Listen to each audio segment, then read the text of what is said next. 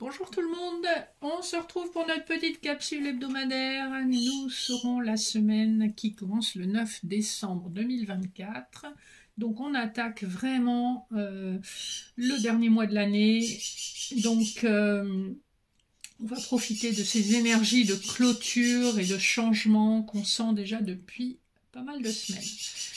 Je vous rappelle que ce sont des énergies générales, intemporelles, donc ne prenez que les messages qui vous interpellent et ça peut vous interpeller beaucoup plus tard que à la date à laquelle la vidéo sera postée. Alors, pour voir les énergies générales, j'ai fait comme d'habitude des couplets avec le Béline de Gabriel Sanchez et le Rider-Waite. Pour le sentimental, des couplets avec l'oracle de l'énergie, le petit Lenormand attendu.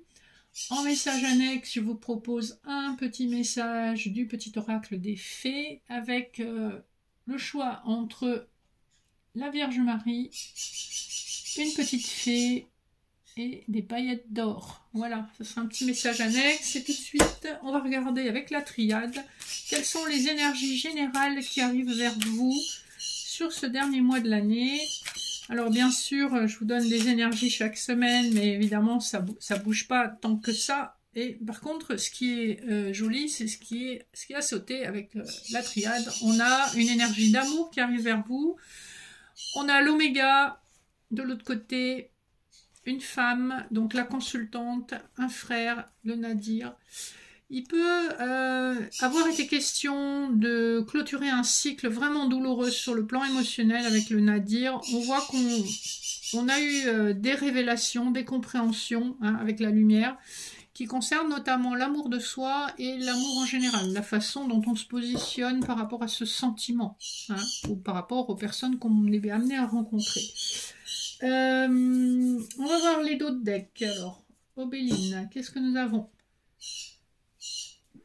Excusez-moi, il fait frais, j'éternue.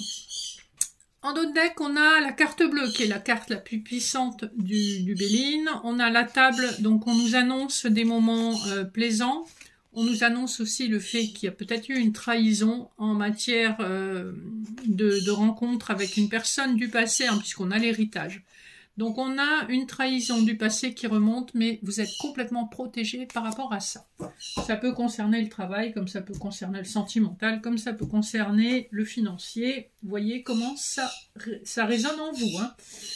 Le Rider-Waite, eh bien, on nous parle d'une fin de cycle qui a été pénible avec le 10 de bâton, du monde, de la force, de l'as de bâton. On voit que vous clôturez une fin de cycle qui a été difficile, que vous avez trouvé suffisamment de force en vous, suffisamment de détermination pour vous créer justement un nouveau monde, mais que ça n'a pas été sans peine, que vous arrivez vraiment au bout du cycle. C'est pour ça qu'on avait l'oméga dans la triade. Je pense que ça concerne plutôt des énergies féminines. Après, ça peut tout à fait vous parler si vous êtes un homme à l'écoute de votre intuition et de votre émotivité. Voyez comment ça résonne. Les couplets, nous avons la fatalité et la lune. Il y a une fin de cycle qui a été cachée. En tout cas, on voit que là, sur cette dernière lunaison, sachez qu'on vient juste de passer une nouvelle lune. Sur cette dernière lunaison, on clôture un cycle pour de bon. Et c'est fini d'en baver, vraiment. En plus, on est dans ces énergies-là. Le 48 dans le Béline marque la 48e semaine de l'année. Donc, on est bien dans ces énergies actuelles de fin d'année, de fin décembre, où vraiment on clôture, on en termine, on en a marre de ce qu'on ne voit pas.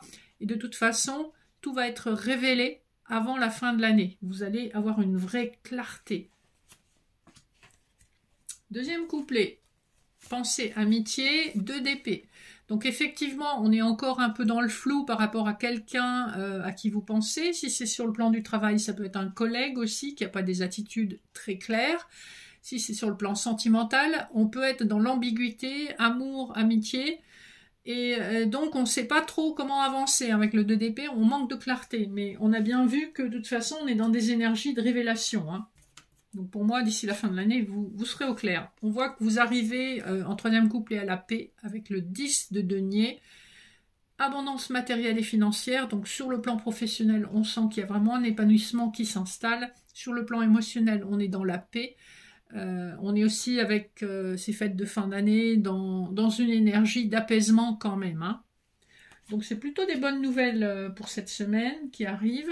Je vais regarder les d'autres decks. Donc de l'oracle de l'énergie, nous avons l'envie, le jardin et le portillon, un homme qui tient son cœur, la porte vers l'épanouissement, la guérison personnelle.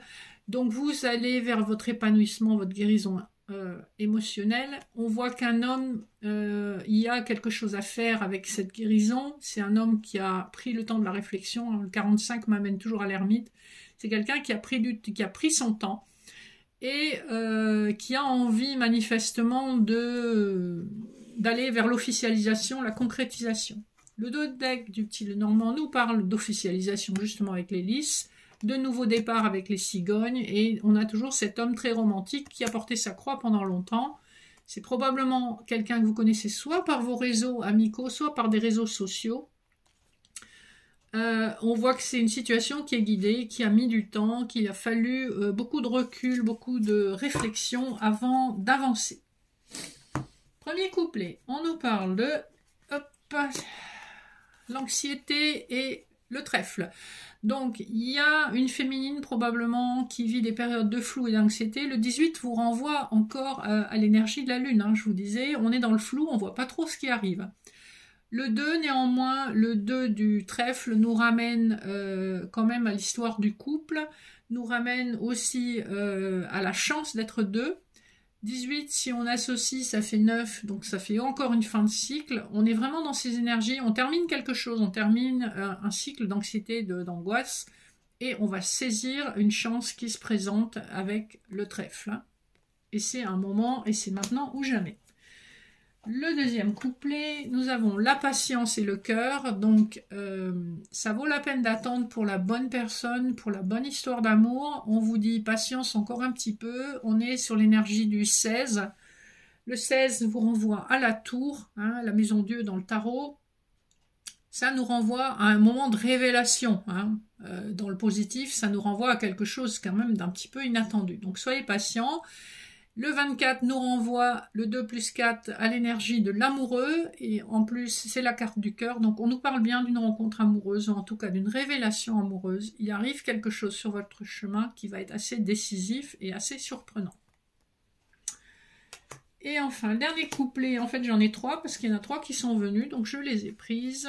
C'est la femme et les oiseaux, et de l'autre côté on a le magicien et le miroir. Donc il est vraiment question de beaucoup d'échanges, beaucoup de force intérieure pour une féminine, beaucoup d'échanges qui, en apparence, sont prime-sautiers et légers, qui peuvent paraître décevants, mais vous avez l'énergie du bon jugement, 5 plus 3, 8, ça nous fait la justice, donc un bon jugement divin, et le magicien, le miroir, ben on a cette énergie quand même de choses magiques qui se mettent en place pour vous, et qui vous permettent d'aller au-delà des apparences. En tout cas, avec le magicien, le miroir, vous avez la maturité, le bon jugement dans vos décisions, donc faites-vous confiance, hein. L'intuition est au rendez-vous, donc c'est plutôt pas mal. On va toujours un petit peu dans la même direction. Alors, je vous invite à faire pause si vous voulez faire le choix de votre message annexe, et on va tout de suite commencer avec la petite Sainte Vierge. Nous avons la fée de la rose. Hop là. Laisse de côté tes pensées rationnelles et permets à ton cœur de te guider. Donc suivez votre cœur et votre intuition. Voilà pour la petite fève de la Sainte Vierge Marie. Pour la petite fée toute mignonne, nous avons les sylphes, éléments de l'air. Respire profondément, calme le tumulte de tes émotions, utilise la réflexion et l'analyse pour te guider. Donc pour les personnes qui ont fait le choix de la petite fée, en fait, on vous dit ne vous laissez pas non plus emporter par un excès d'émotions, hein, donc prenez du recul. Alors les premiers, intuition, et là, maîtrisez vos émotions. Et pour les petites paillettes d'or, on a la carte de l'enfant fée. Dans ton cœur sommeille l'enfant fée que tu étais. Prends soin de lui, laisse-le te rappeler toute la beauté du monde. Ici, on vous demande de vous reconnecter à votre enfant intérieur, à être plus dans la spontanéité, l'innocence, l'instant présent, afin d'apprécier toutes les bénédictions qui vous arrivent tous les jours. Voilà les amis pour notre petite capsule hebdomadaire. J'espère que les messages vous interpellent. N'hésitez pas à liker, partager, vous abonner. N'hésitez pas à me contacter au mail sous la vidéo si vous êtes intéressé par une séance individuelle de voyance, cartomancie, soit laoshi, soit en hypnose, soit en médecine chinoise ou accompagnement. Vous savez que je fais plein de choses et si vous avez des questions, eh ben, je reste à votre disposition. Je vous souhaite une super semaine. N'oubliez pas d'écrire au Père Noël pour demander votre cadeau. Et je vous fais de gros bisous. À bientôt.